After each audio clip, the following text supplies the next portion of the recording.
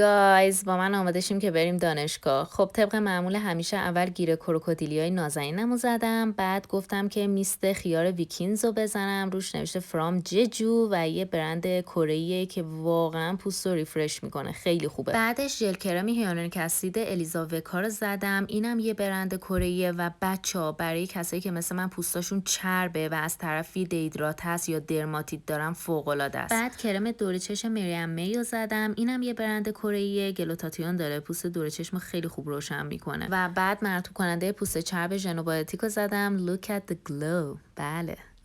بعدش از ضد آفتاب رنگی سولاریس استفاده کردم.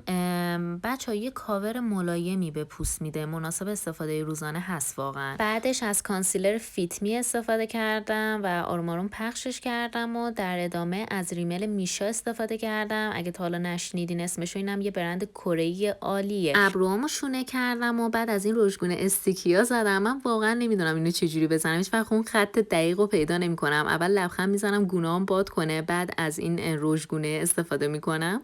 بعدش از این خط لب و رژ لب برند D&M استفاده کردم، اینم یه برند چینیه مثل این که. و خب اول خط لب زدم، بعد رژ لب زدم و یه رژ دیگه زدم و در ادامه منو دارین مشاهده میکنین. یه ذره براتون ژست گرفتم و گفتم که برم سراغ ادامه کار و موهامو درست کنم. ژستام هم که ماشاءالله خیلی جالبه، یه دور با عینک براتون ژست میگیرم، یه دور بدون عینک. خب خلاصه گفتم که موهامو درست کنم. اول بالا بستمشون و بعد از این گیره های ریز خوشگل توی مغازه اکستنشن فروشی پیدا کردم، گفتم که بزنم یه جلایی به موهام بدم. بعد اینکه گفتم خب یه ذره موهامو بالاتر ببندم بهتره. اینجا خودم خندم گرفته و که چجور بر مقنعه رو سرم کنم.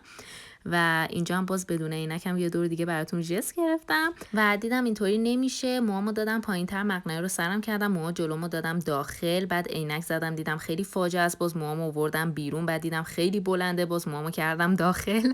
و مرسی که تماشا کردین، بعدم میبینمتون.